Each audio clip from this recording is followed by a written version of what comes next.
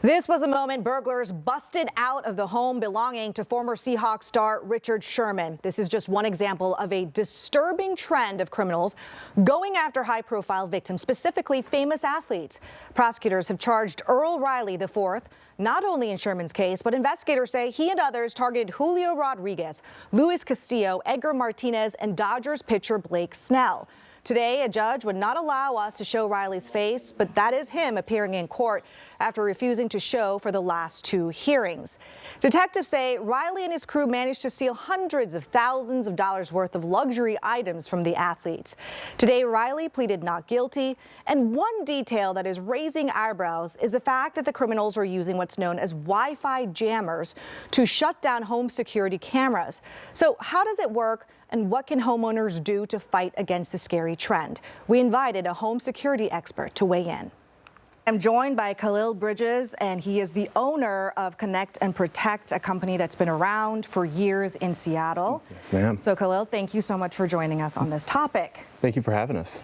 I know that when I heard about these Wi-Fi jammers, I said, what is that? Many people in the public probably don't know about it, but you are very familiar with this. Yes, absolutely. So we run into a lot of calls sometimes where we get a lot of customers asking us, what can we do about this, or how can we resolve this? And there's a couple of, I would say a couple of solutions that we can go about this. Usually it's just one, and that would be Ethernet. This is how we can combat all of the solutions that we need. So it's just ironic because we live in the day of, we're almost going into AI now, and we're absolutely. so modern, and yet here you are telling us, okay, you're gonna have to go back. Yeah, exactly. But if you look at it, our infrastructure is built on it, and we rely on Ethernet.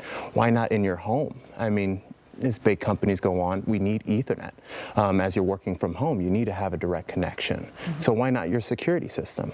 One of the things that I wanted to confirm with you, and whether this was true, is that these Wi-Fi jammers that these criminals are using, not only are they using it to bypass these wireless home security systems, but that it could also jam up your cell phone service. If you're trying to call 911, are they messing with that too? Yes, absolutely. Wow. They can jam both. Wow. So there's a couple of ways you can go about it, and it's a cell booster, which you can get from Amazon or a bunch of different other places.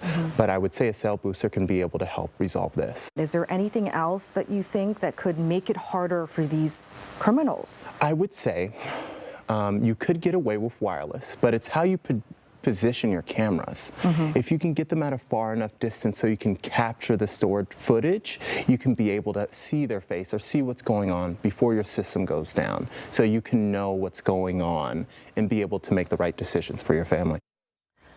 So Khalil Bridges there made it clear a hard wire system is the best way to fight against Wi-Fi jammers. But if you do have a wireless system, you just heard Khalil mention the importance of where you install your cameras. He says at least one camera angle should be pointing to the end of the driveway or even the road. That way, your camera can catch an image of the suspect before the system is shut down when thieves get close to your home with that Wi-Fi jammer.